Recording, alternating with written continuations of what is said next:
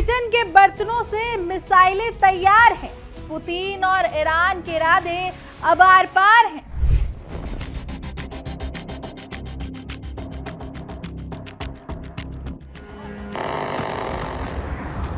पाबंदियों की बेड़ियां पिघलाकर बनाया हथियार है। ये सुपर पावर के घमंड पर करारा प्रहार है।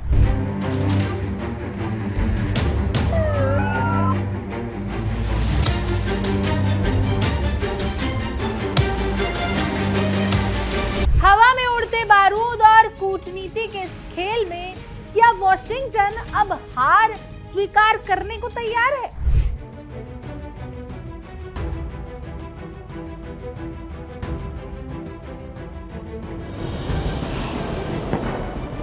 कहते हैं कि जरूरत इजाद की मां होती है, लेकिन रूस और ईरान ने साबित कर दिया है कि जब इरादे लोहे के हों तो पाबंदियां कागजी शेर बनकर रह जाती हैं।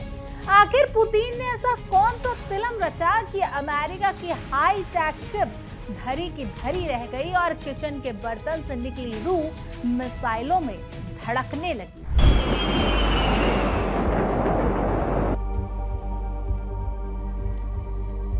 क्या वॉशिंगटन को दिन में तारे दिखाने के लिए अब डिश वॉशर ही काफी है? एक तरफ हाथ कंगन को आरसी क्या?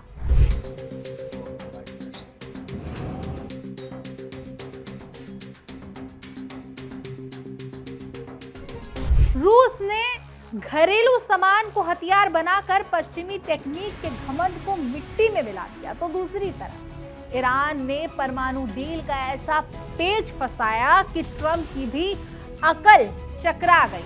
क्या तेहरान का ये 14 सूत्रीय प्रस्ताव शांति की कोई सच्ची राह है, या फिर मुंह में राम बगल में छुरी वाली कोई नई रणनीति बिसात?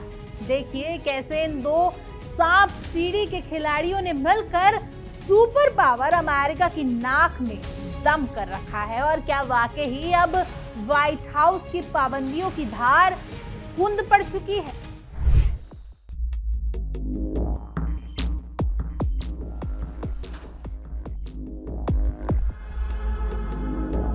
नमस्कार, मैं भावना सुखीजा और आप देख रहे हैं इंडिया डेली का खास show which for you.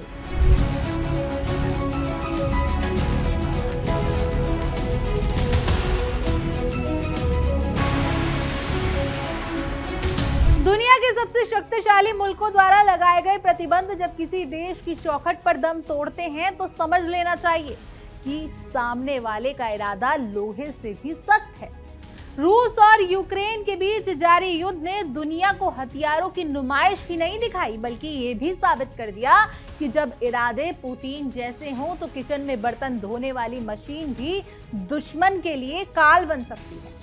America और पश्चिम देशों ने यह मान लिया था कि रूस की टेक्निक को आधुनिक चिप से काट कर वो उसकी सैन्य शक्ति को पंगु बना देंगे, लेकिन मॉस्को ने एक ऐसा मास्टर स्ट्रोक खेला जिसकी कल्पना वॉशिंगटन के किसी भी थिंक टैंक ने की ही नहीं थी। रूस ने साबित कर दिया कि टेक्निक केवल प्रयोगशालाओं में नहीं बल्कि उन आम घरेलू उपकरणों में भी छिपी है जिनमें हम रोजमर्रा की जिंदगी में मामूली समझते हैं। लेकिन रूसी इंजीनियरों ने एक ऐसा अद्भुत जुगाड़ निकाला।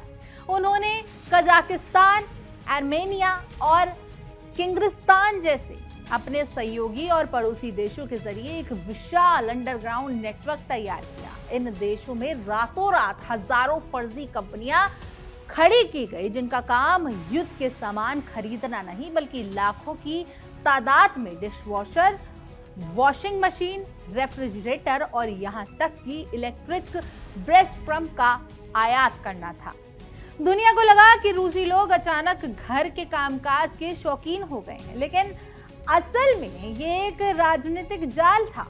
जैसे ही ये सामान रूसी सीमा में दाखिल होते, इन्हें सीधे सेना के गुप्त ठिकानों पर भेज दिया जाता, जहां इन पोस्टमार्टम कर इनके भीतर छिपे माइक्रो कंट्रोलर्स निकाल लिए जाते। इस पूरे खेल में रूस को उस देश का मौन लेकिन मजबूत साथ मिला जिसने दशकों से अमेरिकी पाबंदियों को खिलौना बना रखा है, यानी ईरान। वॉशिंगटन ने सालों तक तेहरान की घेराबंदी की, लेकिन ईरान ने प्रतिबंधों के बीच भी अपनी मिसाइल और ड्रोन टेक्निक को उस मुकाम पर पहुंचा दिया कि आज खुद रूस उसके हाथ में ला रहा है। रूस ने ईरान से वो हुनर सीखा कि कैसे ब्लैक मार्केट और शैडो इकोनॉमी के जरिए सुपर पावर अमेरिका की आंख में धूल झोंकी जाती है। आज जब रूसी आसमान में ईरान जैसी आत्मघाती ड्रोन उड़ते हैं तो उनकी बनावट में ईरान की वो जिद और रूस का वो जुगाड़ नजर आता है जिसने अमेरिका के महंगे एयर डिफेंस सिस्टम की कमर तोड़ रखी है। ये केवल रूस की जीत नहीं बल्कि ईरान और रूस के उस गठबंधन की जीत है जिसने दिखा दिया है कि अगर आप अमेरिका के डॉलर और डेटा के गुलाम नहीं हैं तो आप अजय हैं। ये जानकार किसी के भी होश उड़ा सकते हैं कि एक मामूली 35 से 40 हजार रुपए के डिशवॉशर में लगा चिप उतनी ही कंप्यूटिंग पावर रखता है जो करोड़ों की लागत वाली रूसी कैलिबर क्रूज मिसाइल को उसके लक्ष्य तक पहुंचने के लिए पर्याप्त है। रूस ने बड़ी चालाकी से इन ड्यूल यूज चिप्स को अपनी घातक मिसाइलों, ड्रोन्स और T-90 जैसे टैंकों के सर्किट में फिट कर दिया। जिस समय अमेरिकी खुफिया एजेंसियां हाई एंड सेमीकंडक्टर की शिपमेंट ट्रैक कर रही थी, उस समय पुतिन के मनोवैज्ञानिक किचन एलायंसेस से निकली टेक्निक ने पश्चिम डिफेंस सिस्टम की धज्जियां उड़ाने की तैयारी कर ली थी। ईरान ने जिस तरीके से अपने नागरिक उड्डयन के पुर्जों का इस्तेमाल सैन्य ड्रोन्स में किया, उसी तर्ज पर रूस ने डिशवॉशर को हथियार बना दिया। ये टेक्निक वो लोकतांत्रिकरण है जिसने अमेरिका के टेक सुपीरियरिटी के घमंड को मिट्टी में मिला दिया। रूस और ईरान का ये तालमेल आधुनिक सैन्य इतिहास के सबसे बड़े और सबसे सफल शैडो ऑपरेशन में से एक माना जा रहा है। पश्चिम ने बैंक ट्रांजैक्शन और सैन्य हाईवेयर पर तो पहरा लगा दिया, लेकिन वो ये भूल गया कि युद्ध केवल महंगे उपकरणों से नहीं बल्कि दुश्मन को चकमा देने की कला से जीता जाता है। वॉशिंगटन ने सोचा था कि प्रतिबंध लगाकर वो पुतिन को घुटनों पर ले आएंगे, लेकिन उल्टा रूस ने घरेलू उपकरणों को ही फ्रंट लाइन पर खड़ा कर दिया। आज जब यूक्रेन के मैदान में रूसी मिसाइलें दहाड़ रही हैं तो उनमें धड़कने वाला दिल किसी महंगे अमेरिकी लैब का नहीं बल्कि एक साधारण घरेलू उपकरण का है। पुतिन के इस खतरनाक दिमाग और ईरान के प्रतिबंध रोधी अनुभव ने ये स्पष्ट कर दिया कि अमेरिका के प्रतिबंध अब बेअसर हो चुके हैं, कागजी शेर है।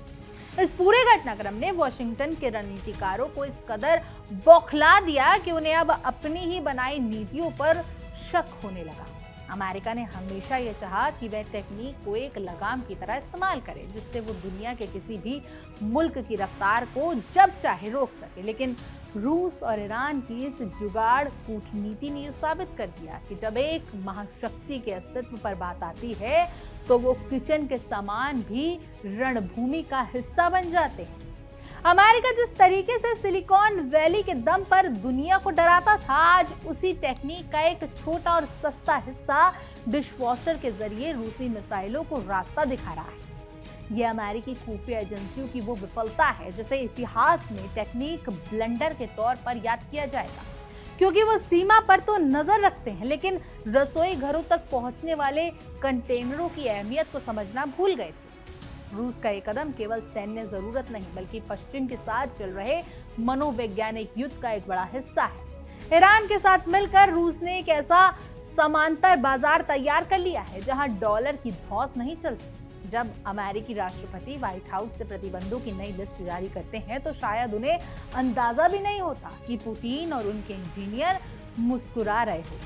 वो जानते हैं कि जिस चिप को अमेरिका अति संवेदनशील बताकर ब्लॉक कर रहा है, वैसे ही क्षमता वाली चिप उनके पड़ोस के किसी इलेक्ट्रॉनिक स्टोर में बिकने वाली वॉशिंग मशीन में पहले से मौजूद है। ईरान ने जैसे शायद ड्रोन से दुनिया को चौंकाया था, अब रूस उसी राह पर चलते हुए पश्चिमी प्रतिबंधों के ताबूत में आखिरी कील ठोक रहा है। ये गठबंधन अब उन तमाम देशों के लिए एक मिसाइल बन गया है जो अमेरिकी दादागिरी से तंग आ चुके हैं और अपनी संप्रभुता के जरिए किसी भी हद तक जाने को तैयार है। ये पूरा परिदृश्य एक बात का गवाह है कि युद्ध अब केवल सीमाओं पर नहीं बल्कि सप्लाई चेन की चतुराई में लड़ा जा रहा है। रूस ने यह दिखा दिया है कि वो केवल गैस और तेल ही बेताज बाजता नहीं है, बल्कि उसके पास वो दिमाग भी है जो पाबंदियों की बेड़ियों को पिघलाकर हथियार बना सकता है। जिस डिशवॉशर को अमेरिकी कंपनियां अपने मुनाफे के लिए मध्य एशिया में बेच रही थी, उन्हें क्या मालूम था कि उनके पुर्जे कल को रूसी मिसाइलों में फिट होकर उन्हीं के सिस्टम को चुनौती देंगे। ये पुतिन का वो साइलेंट वॉर है जिसने साबित कर दिया है कि जब इरादे चट्टानी हो और ईरान जैसा अनुभवी साथी हो तो वॉशिंगटन के प्रतिबंध महज रद्दी के टुकड़े बनकर रह जाते हैं। आज रूसी युद्ध मशीन पहले से ज्यादा खतरनाक है, क्योंकि अब वो किसी के रहमो करम पर नहीं बल्कि अपनी मिट्टी और घर घर में मौजूद टेक्निक के दम पर दहाड़ रही है। इस कहानी का रणनीतिक मोड़ तब आया जब ईरान अपनी कूटनीतिक बिसात पर परमाणु मोहरे को आगे बढ़ाता है। रूस और ईरान के इस जुगाड़ गठबंधन ने पहले ही डिशवॉशर की चिप से मिसाइलें बनाकर पश्चिम तकनीक के गुरूर को मिट्टी में मिलाया था, लेकिन अब तेहरान ने कूटनीति के मैदान में सीधे वॉशिंगटन को चुनौती दे दी। ईरान ने युद्ध को समाप्त करने और शांति की पहल के नाम पर अमेरिका के सामने एक 14 सूत्रीय प्रस्ताव रख दिया है। ये कोई साधारण प्रस्ताव नहीं है, बल्कि एक गहरी रणनीतिक चाल है जिसमें तेहरान ने परमाणु वार्ता की पेशकश कर अमेरिका को धर्म संकट में डाल दिया है। ईरान का ये कदम साफ तौर पर अमेरिका पर दबाव बनाने की कोशिश है ताकि उसके बंदरगाह पर लगे अवैध नाकेबंदी को हटाया जा सके और उसकी अर्थव्यवस्था को फिर से सांस लेने का मौका मिल सके। ईरान के इस दाव ने वॉशिंगटन की रातों की नींदें उड़ा दी। शनिवार को अमेरिकी राष्ट्रपति डोनाल्ड ट्रंप की प्रतिक्रिया ने इस बेचैनी को साफ जाहिर कर दिया। ट्रंप ने भले ही कहा कि वो इस प्रस्ताव का अध्ययन कर रहे हैं, लेकिन उनकी बातों में वो झल्लाहट साफ देखी जा रही थी जो एक बेबस महाशक्ति की होती है। एक तरफ ट्रंप ईरान से ये चाहते हैं कि वो अपना यूरेनियम संवर्धन हमेशा के लिए बंद कर दे, वहीं दूसरी तरफ ईरान ने 15 साल तक संवर्धन रोकने की पेशकश कर अपनी शर्तों पर मेज सजा दी है। यानी ईरान ने कहा कि वो 15 साल तक यूरेनियम नहीं बनाएगा। उन्होंने अमेरिका की बात पर फूल चढ़ा दी ताकि कुछ समय के लिए ये जंग को रोका जा सके और अर्थव्यवस्था पूरे देश की, पूरे वर्ल्ड की सही से चल सके। ये 2015 के JCPOA समझौते से भी आगे की सोच है, जहां ईरान ने अपनी परमाणु सुविधाओं को नष्ट करने से साफ इनकार किया है। ये तेहरान का वो स्वाभिमान है जो बताता है कि वो झुककर नहीं बल्कि बराबरी के स्तर पर बात करना जानता है। खैर, आप इसी मुद्दे पर सबसे पहले देखिए हमारे सहयोगी विवेक शांडिया के खास शो आक्रमण की ये खास पेशकश।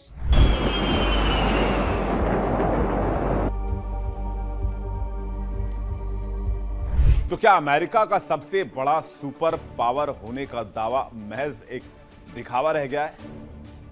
क्या डोनाल्ड ट्रंप का प्रशासन अपनी ही जनता से झूठ बोल रहा है?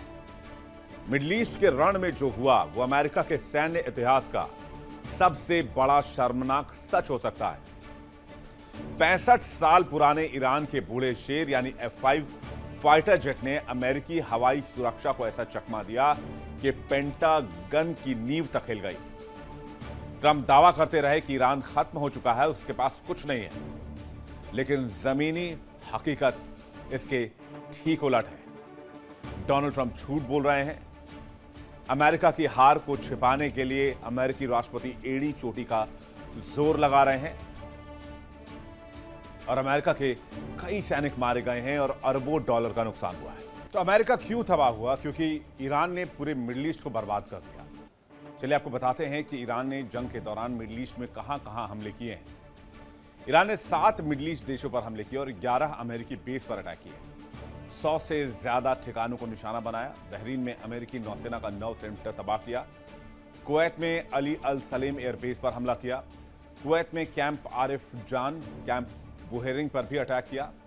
कुवैत में शुएबा पोर्ट और कैंप बुहेरिंग पर बमबारी की। यूएई के अल धफरा एयरबेस पर और अल रुवाइस मिलिट्री बेस पर अटैक किया। कतर में अल उदीद एयरबेस पर हमले किए। इराक के एरबिल मिलिट्री बेस को निशाना बनाया। सऊदी अरब में प्रिंस सुल्तान एयरबेस पर अटैक किया। जॉर्डन के मुआफक साल्ती एयरबेस को निशाना बनाया। ये वो इलाके हैं जो अमेरिकी गढ़ माने जाते थे। इस बीच एक बड़ी खबर आ रही है। इजरायली पीएम की तरफ से नेतन्याहू ने बड़ा बयान दे दिया है। नेतन्याहू ने कहा है कि हम नए और खतरनाक विमान खरीद रहे हैं। ये विमान ईरानी आसमान तक आसानी से पहुंच सकते हैं। ये कहना है बेंजामिन नेतन्याहू का। यानी ईरान को एक बार फिर से धमकी दी है इजरायल के पीएम ने। इजरायल के पीएम ने कहा है कि हम नए और खतरनाक विमान खरीद रहे हैं। ये विमान ईरानी आसमान में आसानी से पहुंच सकते हैं। जाहिर सी बात है कि इजरायल इस युद्ध का अंत नहीं चाहता है। इस बीच एक और बड़ी खबर आ रही है। स्पेन ने इजरायल से बड़ी मांग कर दी है।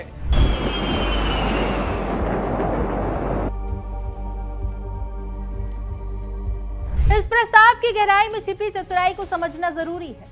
ईरान ने अपने अप्रत्याशित संवर्धित यूरेनियम यानी HEU के भंडार पर चर्चा की बात तो की है, लेकिन उसने स्पष्ट कर दिया है कि वो अपनी संप्रभुता के साथ कोई समझौता नहीं करेगा।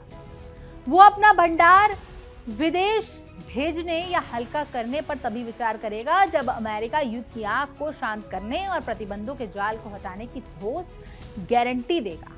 ये रूस और ईरान की उस साझा रणनीति का हिस्सा है जहां रूस युद्ध के मैदान में पश्चिम के हथियारों को कबाड़ साबित करना चाहता है, वहीं ईरान कूटनीतिक के मेज पर अमेरिका की आर्थिक घेराबंदी को नाकाम करने की योजना बना रहा है। ईरान का ये 14 सूत्रीय एजेंडा वास्तव में पश्चिम के मैक्सिमम प्रेशर वाले सिद्धांत की अतेष्टि जैसा है। ईरान के अंदर की आर्थिक चुनौतियों को पश्चिम मीडिया भले ही उसकी कमजोरी बताए, लेकिन असल में यह तेहरान की वो शक्ति है जो उसे और अधिक आक्रामक और अधिक रचनात्मक होने के लिए प्रेरित कर रही है। 20 लाख लोगों की बेरोजगारी का हवाला देकर पश्चिम को लगता है कि ईरान टूट जाएगा, लेकिन हकीकत यह है कि यही दबाव उसे रूस के साथ मिलकर एक नया वर्ल्ड ऑर्डर बनाने की ताकत दे रहा है। एक तरफ डिशवॉशर की चिप से मिसाइलें बन रही हैं और दूसरी तरफ परमाणु प्रस्तावों से महाशक्तियों की कूटनीति को उलझाया जा रहा है। ये रूस और ईरान का वो अजय गठबंधन है जिसने साबित कर दिया है कि जब इरादे नेक और हौसले बुलंद हो तो ना तो कोई प्रतिबंध काम आएगा और ना ही कोई नाकेबंदी। पुतिन और ईरान के नेतृत्व से मिलकर पश्चिम के सामने वो दीवार खड़ी कर दी है जिसे लांघना अब ट्रंप के लिए नामुमकिन होता जा रहा है। ये दोहरी मार है अमेरिका के लिए। यह अमेरिका के लिए दोहरी मार है। क्यों?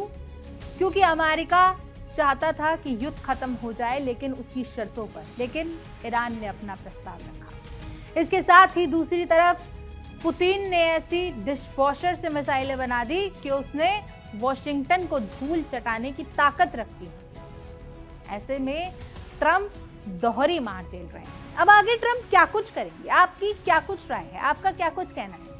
क्या ट्रंप आगे कुछ बड़ा करेंगे या फिर ईरान की शर्तें मान लेंगे? क्या पुतिन यूक्रेन पर हमला करेगा इसलिए उसने कुछ ऐसी मिसाइलें बनाई हैं? क्या कुछ कहना है? क्या कुछ राय है आपकी इस पूरी खबर पर? कमेंट करें, जरूर बताएं। और तमाम देश और दुनिया की खबरों के लिए आप देखते रहिए इंडिया डेली और हमारा खास शो विश्व युद्ध। देखिए इंडिया डेली 24/7 अब आपके स्मार्ट टीवी पर। इंडिया डेली मौजूद है सभी डिजिटल प्लेटफॉर्म पर लाइव और लगातार। इंडिया डेली 24/7 हर दिन राष्ट्र को समर्पित।